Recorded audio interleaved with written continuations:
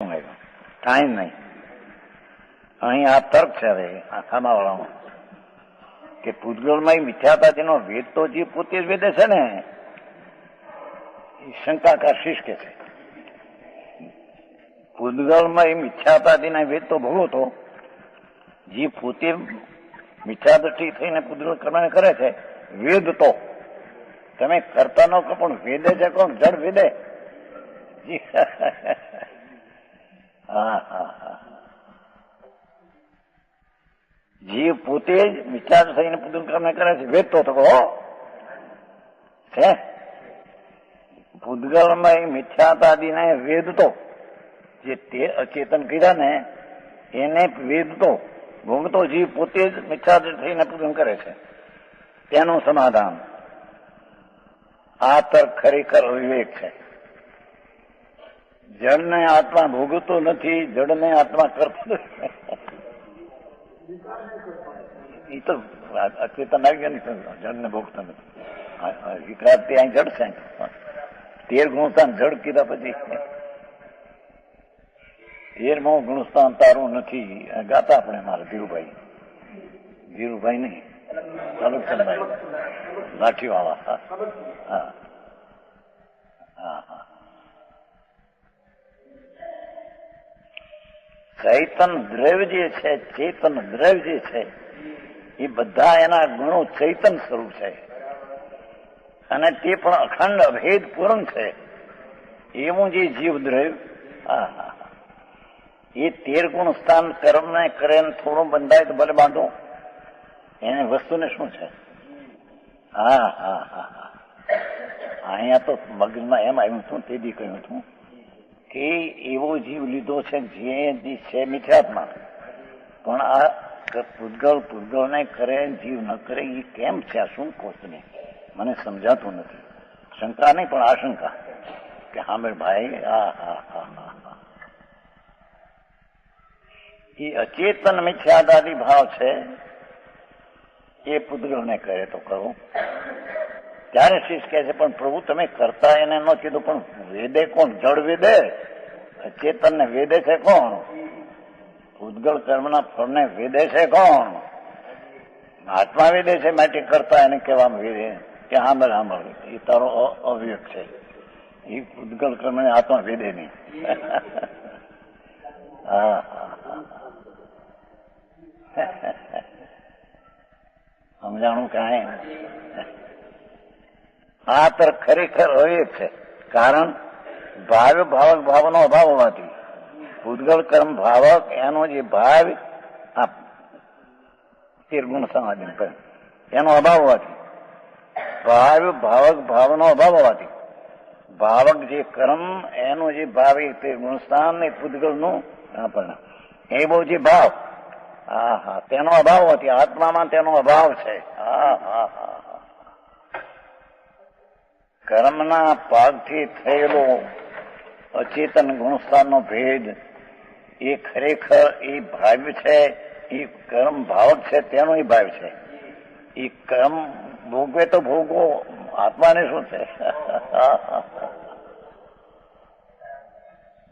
અટપટું છે.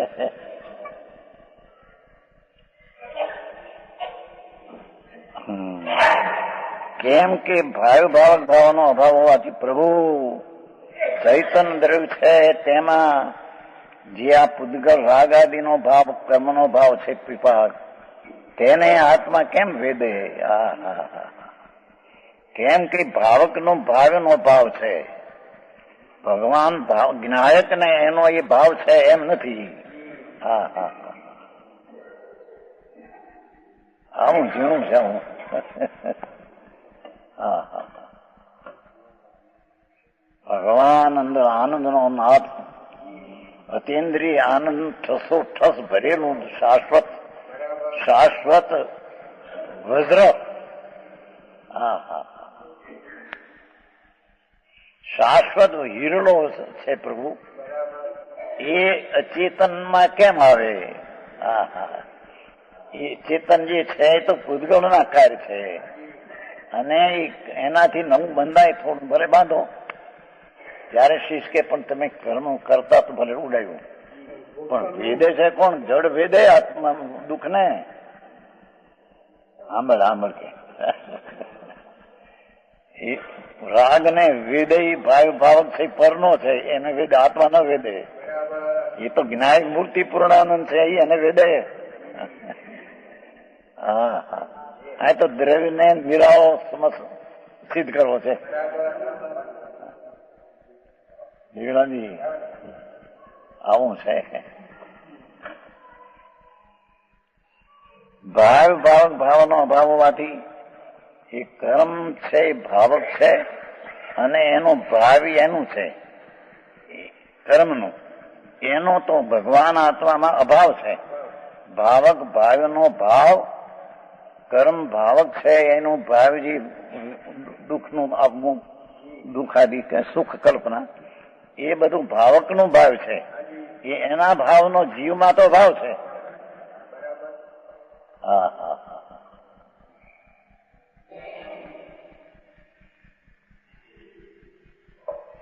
એ અપેક્ષા છે, એ અપેક્ષા સમજવી જોઈએ ને. પછી ગજર ઠેકાને મૂકી દે, ગજો ઉપાદાનથી થાય, નિમિત્તથી થાય. જોવા 14 ગુણ સ્થાન 13 તો નિમિત્ત છે જીવમાં, એના પોતાના ઉપાદાન અંદર નથી, શુદ્ધ ઉપાદાન. કઈ અપેક્ષા છે બાપુ? અહીંયા તો ભગવાન દ્રવ્ય એકદમ સકળ નિરાવરણ અખંડ પ્રતિભાસમય પરમાત્મા પોતે, એ પરમાત્મા પોતે ગુણસ્થાનમાં ક્યાં આવે છે? તેથી તે ગુણસ્થાન આ ચેતન છે, તેને અચેતન કયા. એ અચેતન નવા કર્મને થોડા બાંધે તો બાંધો. હા હા હા હા હા. આમાં તો એ આવ્યું કે જેનું લક્ષ્ય જે ચૈતન દ્રવ્ય ઉપર જો જાય છે, ભલે હજી મિથ્યા છે ભાઈ, એ તે દી કહ્યું હતું, પહેલા કહ્યું હતું. હા હા. ચૈતન હીરો, જ્ઞાનનો રસકંદ પ્રભુ, પૂર્ણાનંદ નો નાથ. હા હા હા. આનંદનો ઢગલો છે. એ તો આનંદનો ઢગલો આત્મા, જ્ઞાનનો ઢગલો આત્મા, શાંતિનો ઢગલો, એ ધ્રુવ ચીજ છે. એ ચેતન છે. એ ગુણસ્થાન અચેતન કર્મના પાકના ફળને એ કેમ કરે? હા હા હા. એ અચેતન ગુણસ્થાન જે છે એ નવા કર્મને વ્યાપક થઈને કરે તો કરો. હા, એક વાર પૂતગલ નાખી દે, એક વાર ચૈતન રાખ્યો છે આમ. હા હા હા હા. સમજાય છે કઈ?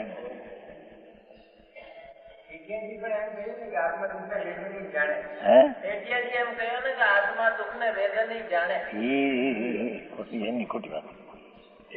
અહીં બીજી વાત, એ બીજી વાત છે. અહીં તો કરતા નથી કે તો વળી વેદો ન કે જ્ઞાની સંખ્યા તો મિથ્યાત દ્રષ્ટિથી માંડીને 13 વાળાને કરતા નથી, ભોગતા નથી એમ કેવું. અને એ તો કઈક સંકેતી છે ને. હવે સુખનું વેદન હોય, દુઃખનું વેદન ન હોય તો રાગ છે એ દુઃખનું વેદન છે. એક સમયમાં બે છે. એ અપેક્ષા બીજી છે, આ અપેક્ષા બીજી છે. એ તો પછી સમ્યક દ્રષ્ટિને જ્યાં હોય ત્યાં એમ કહેવાય છે કે એને સુખનું વેદન છે. મુખ્યની વાત લીધી, ગૌણ જે દુઃખનું વેદન છે એ સમ્યક દ્રષ્ટિના વિષયમાં ન લે. જ્ઞાનનો વિષય જયારે ચાલતો હોય ત્યારે બધું લે ભેગું. જ્ઞાનધારા અને કર્મધારા નથી બે.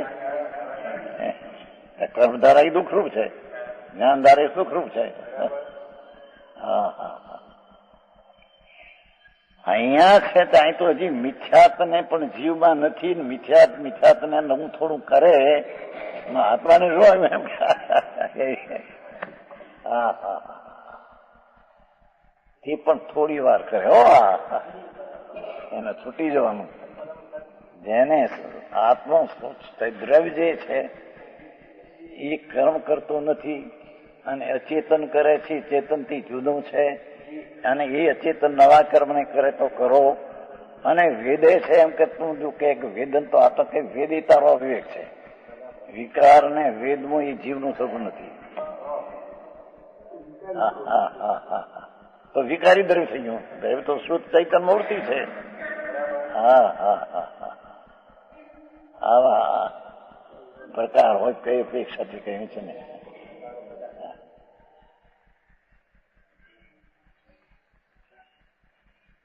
દ્રૈવ સ્વભાવ ભગવાન મહાપ્રભુ બિરાજે છે. હા હા હા, મહાત્મા છે. નાનો આત્મા નથી, મહાત્મા છે. મહાત્મા પ્રભુચંદ્ર. જેમાં કોટાકોટી સૂર્યના કરતા પણ પ્રકાશનો પાર નથી ચેતનનો. બેહદ ચૈતન ધાતુ આવી છે ને ભાઈ, બેહદ ચૈતન ધાતુ ત્યાં રોકાઈ ગઈ છે. રોકાઈ ગઈ છે વસ્તુ નથી રોકાણી, વસ્તુ તો વસ્તુ છે. હા હા હા, ફરિયાઈ રોકી ગઈ છે. એને આ રોકાણી અવસ્થાને અચેતન કહીને ચેતન થી જુદી પાડી છે. હા હા, ઝીણું છે આટલું ધીમેથી કહેવાય છે. આમાંથી પછી એમ જ કાઢી નાખે કે એકાંત જ કરી નાખે કે મિથ્યા આત્માને કરે છે, કર્મ કરાવે છે. અહીં તો વસ્તુનું જે ત્રિકાળી સ્વરૂપ છે તેનું લક્ષ કરાવવા, એ મિથ્યાદાદી બધા ગુણસ્થાનો એમાં નથી. તેથી તે અચેતન છે. ચેતનની સામેથી અચેતન છે. અને અચેતનને થોડું કરે તો કરો, દ્રવ્ય સ્વભાવમાં ક્યાં? હા હા હા હા,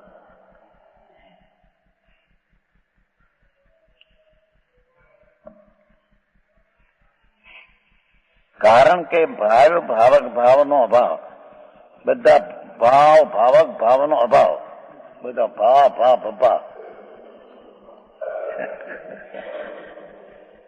જે કર્મ જે છે પૂદગલ, 13 ગુણસ્થાન પૂદગલ છે, એ ભાવક છે. અને એનું ભાવ્ય નવું કંઈ કર્મ આવે એ ભાવ કહેવાય.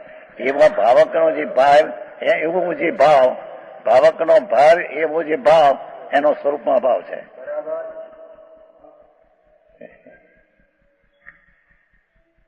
શું કહ્યું? ભગવાન ચેતન સ્વરૂપની આગળ જે ગુણસ્થાન છે તે ભાવક છે, અને એનું ભાવ્ય નવું બંધાય એનું ભાવ છે. અથવા કર્મ ભાવક છે, એને 13 ગુણસ્થાન એનું ભાવ છે. હા હા હા, એવા ભાવકનો ભાવ એનો પ્રભુમાં ભાવ છે. હા હા હા, પંડિતજી. હા હા,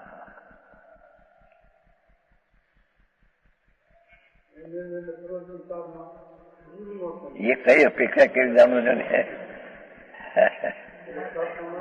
તેથી આ જયસનાચાર્ય હોલ્ડર એમ કે પુત્ર છે, 2 નું થઈને છે. એમ કે પર્યાય છે આની, અને બીજું પૂદગલ એમ નાખ્યું છે આ ઠેકાણ ટીકામાં. પણ એનો એકાંત લઈ લેતો એમ નથી. ખરેખર તો પર્યાય છે તે કાળે વિકૃત અવસ્થા, તે સમયે તે કાળે ઉત્પન્ન થાય. તે ઉત્પન્નને પણ કોને કે જેનું લક્ષ દ્રવ્ય છે, ક્રમબદ્ધનું લક્ષ તેને દ્રવ્ય લક્ષ છે. ક્રમબદ્ધના લક્ષ વાળો અકર્તા છે, અને અકર્તા છે તે માટે જ્ઞાતા દ્રષ્ટા છે. અને જ્ઞાતા દ્રષ્ટા છે એ જ્ઞાનને જાણે, અંદર જ્ઞાયકને જાણે છે. એને રાગ આદિનો ભાવ એનો નથી, એક પરનો છે એમ કઈ કાઢી નાખે છે. સમજાણું? કાંઈ એને રાગ પછી કર્મ જ કરાવે છે. એની પર્યાયની એના કોઈ ગુણમાં એવો કોઈ ગુણ નથી. દ્રવ્ય તો એવું છે, પણ દ્રવ્યના અનંત ગુણમાં એનો ગુણ નથી કે રાગને કરે એવો કોઈ એક ગુણ નથી. અનંતા ગુણો, એ અનંતા ગુણનો રસકંદ પ્રભુ દ્રવ્ય છે. એ કે છે ગુણસ્થાનને કેમ કરે, અને ગુણસ્થાન કર્મને કરે તે કરો. અને વેદ તો એ વેદો અમે ન્યા જાય છે. આત્મા એને વેદ રાગ ને દુઃખ ને, એ કર્મનું ફળ છે એને આત્મા વેદે નહીં, એ તો કર્મ વેદ ફળ વેદાય છે. અહીં તો આનંદનું વેદન છે એનું હજી તો એને સાંભળનારને લક્ષ દ્રવ્ય ઉપર કરાવી અને આ કોણ બાંધે છે કર્મ એ એને સમજાવવું છે.